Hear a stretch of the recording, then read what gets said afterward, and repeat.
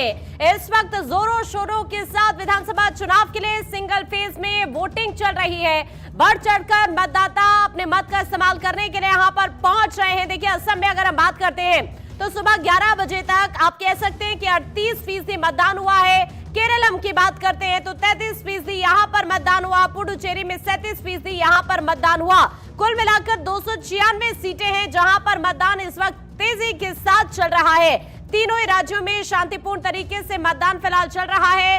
हालांकि पुडुचेरी के सीएम की अगर हम बात करते हैं, रंगास्वामी वोट डालने के लिए हाल ही में पोलिंग बूथ पर पहुंचे, अपने मत का इस्तेमाल किया। केरल के मुख्यमंत्री पिनाराई विजयन की बात करें, उन्होंने भी सुबह सुबह यहां पर मतदान किया। देखिए, दो खास मेहमान इस वक्त हमारे साथ जुड़े हुए हैं। सर्वेश पाठक जी, राजनीतिक विश्लेषक, इस वक्त हमारे साथ है, और साथ ही नवीन दुबे जी भी इस वक्त हमारे साथ जुड़े हुए हैं। लगातार दोनों से ही चर्चा चल रही है। नवीन जी, आपके साथ एक बार फिर से इस चर्चा की शुरुआत करते हुए, अभी आपको क्या लग रहा है, अगर हम महिलाओं की बात करें तो जो महिला मतदाता है उनकी भागीदारी आप इन तीनों ही राज्यों में किस तरह से देख रहे हैं? क्या कह सकते हैं कि एक बड़ा निर्णायक फैक्टर साबित होने वाली है क्या सर?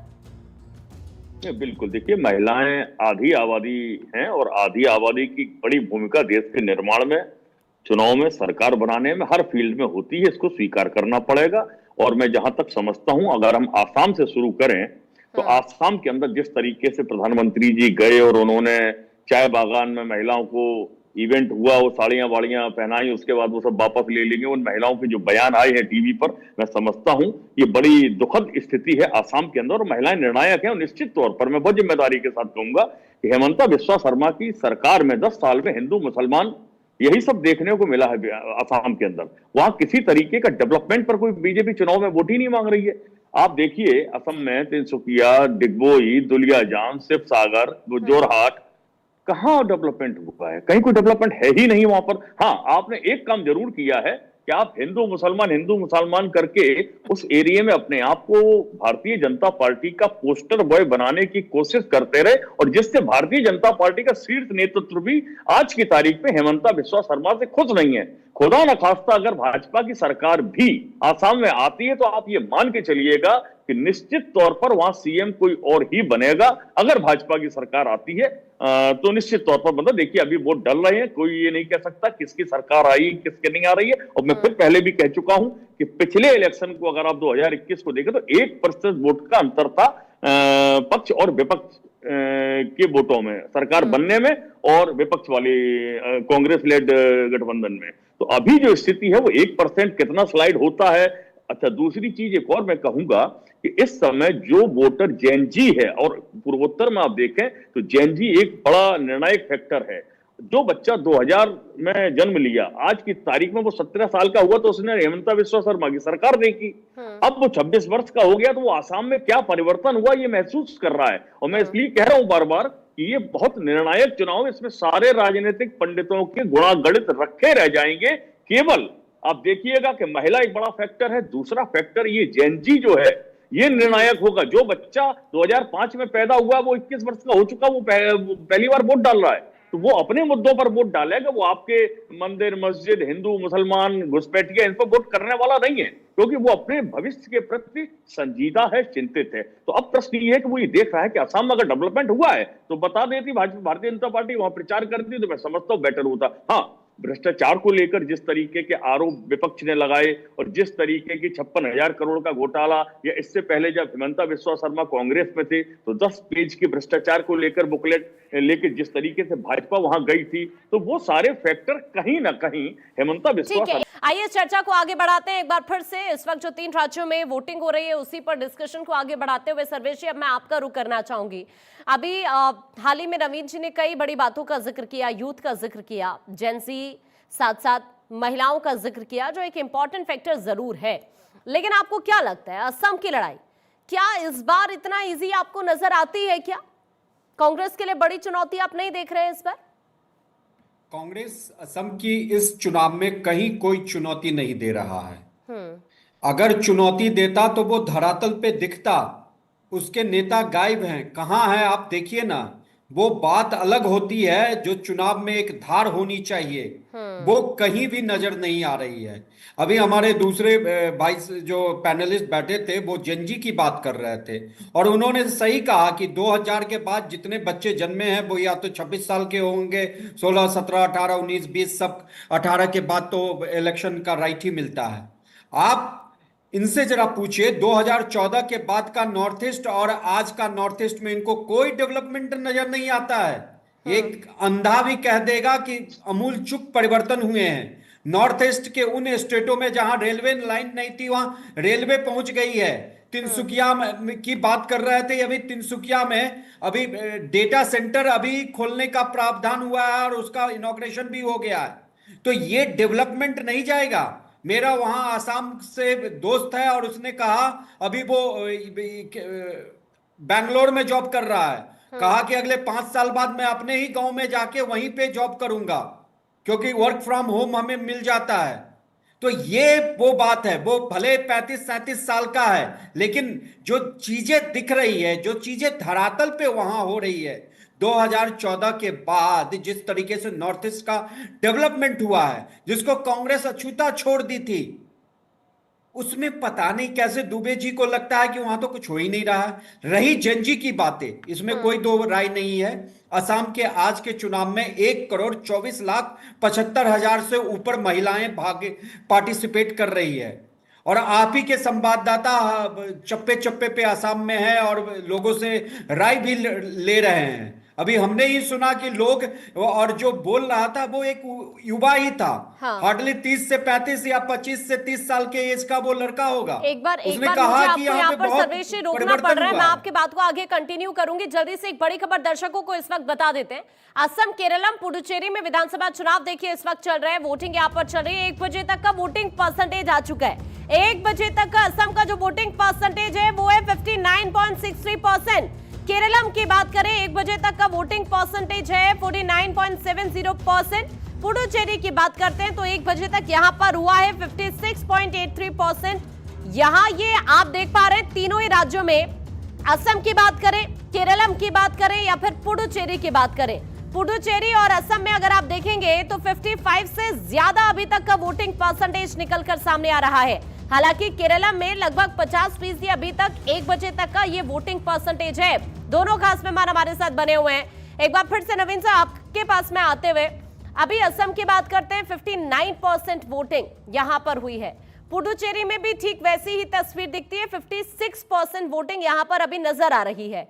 हालांकि केरलम में मतदान प्रतिशत अभी फिलहाल कम नजर आ रहा है। ये जो वोटिंग परसेंटेज इस वक्त दिख रहा है सर, क्या इंडिकेट कर रहे हैं?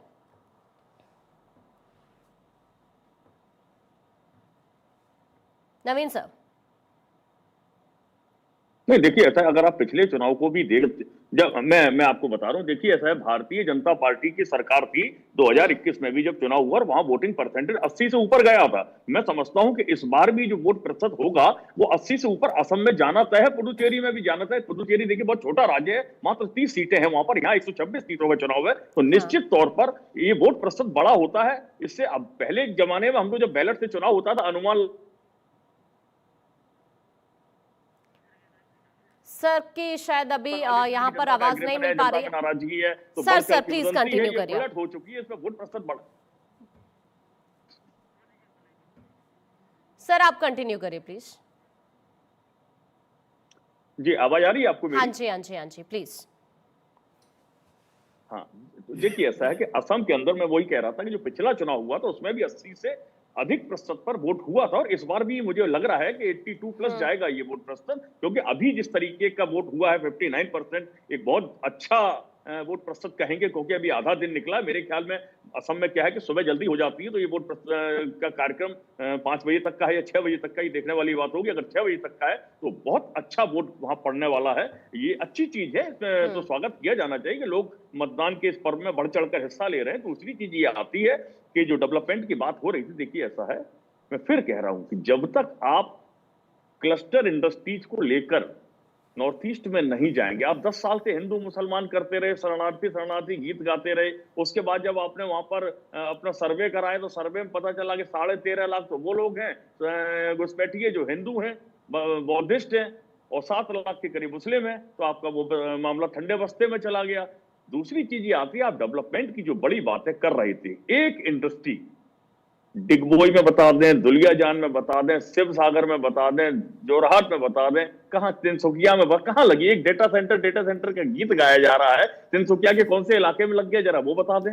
सर्वेश, आप एग्री करते हैं नवीन सर की बातों से? इंडस्ट्रियलिस्ट जो ट्रेडर्स हैं उनसे मेरी दोस्ती है, बराबर मेरी बात होती है, मैं वहां रहा हूं। पता नहीं है किसी भी राज्य में इंडस्ट्री लगाने के लिए सबसे पहले इंफ्रास्ट्रक्चर डेवलपमेंट होता है। आपको मैंने बार बार कह दिया कि रेलवे लाइन तो नॉर्थ ईस्ट के कितने राज्यों में थी नहीं, और वहां पे डेवलपमेंट इंडस्ट्री कैसे लग जाएगी जब आपके लिए रोड नहीं होगा, रेलवे नेटवर्क नहीं होगा, तो इंडस्ट्री लगा के उस माल को कैसे आप ये करोगे? ट्रांसपोर्टेशन के लिए सुविधा नहीं दोगे तो कैसे होगा? तो इनको धरातल की चीजें नहीं पता है, बस हवा में ये बोलते जा रहे हैं कि तिनसुकिया में नहीं लगा तो डिब्रूगढ़ में नहीं लगा। अरे महोदय, पहले इंफ्रास्ट्रक्चर डेवलपमेंट तो हो जाए।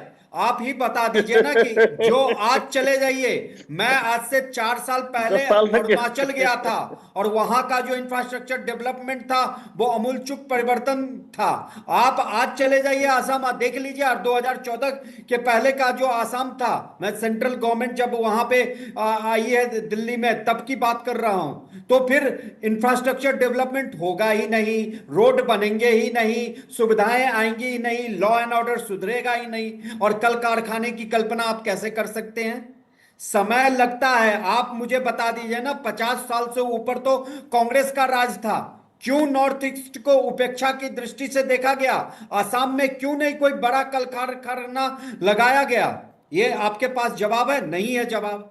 और अगर कोई दूसरी सरकार अगर कर रही है तो उच्च अच्छाई को आप कहने के सिवा केवल कमी निकालेंगे। कमियां तो हर गवर्नमेंट में होती है। मैं नहीं कहता हूं कि बीजेपी।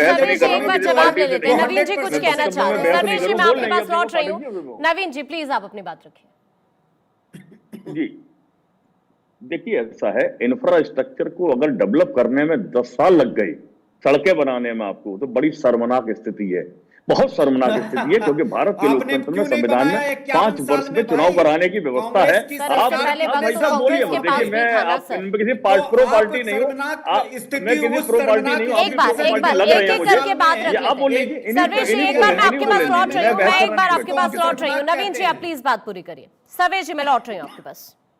नहीं, देखिए ऐसा है कि हम यहाँ किसी पार्टी के प्रवक्ता नहीं, हम बहस करने के लिए नहीं बैठे हैं। हमारा अपना एनालिसिस है, इनका अपना एनालिसिस है, हम क्यों इनसे बहस करेंगे भाई? दूसरी चीज आती है, देखिए इंफ्रास्ट्रक्चर डेवलपमेंट, आपने कहा रोड बना दिए नॉर्थ ईस्ट में, ये बना दिया। अरे भैया, आसाम में बता दो किसी एक रोड का नाम बता दीजिए मुझे। पेट्रोलियम सेक्टर के अंदर वहां तमाम रिफाइनरी है, मैं आपको बता रहा हूँ, उंगलियों पर गिन लीजिए। डिगबोई में है, दुलियाजान में है, शिव सागर में है, कितना एक्सपेंशन वहां किया आपने। और आप आत्मनिर्भर भारत की बात करते हैं, 78,000 करोड़ के कर्जे में ओएनजीसी आ गई, जो जब आप सत्ता में आए थे तो प्रॉफिट में थी। अब बात है आप बड़ी बड़ी कर रहे हैं। आसाम की जनता जान रही है कि आपने केवल और केवल उसको सांप्रदायिक सद्भाव बिगाड़ने के पूरे इंफ्रास्ट्रक्चर में धकेलने का काम किया है, जिसके लिए जो वोटिंग परसेंटेज नवीन जी सामने आ रहा है वो कुछ और ही इंडिकेट करता हुआ फिलहाल तो नजर आ रहा है। समय का थोड़ा सा अभाव जरूर है। बहुत बहुत शुक्रिया आप दोनों खास मेहमानों का हमारे साथ जुड़ने के लिए और इस चर्चा का हिस्सा बनने के लिए।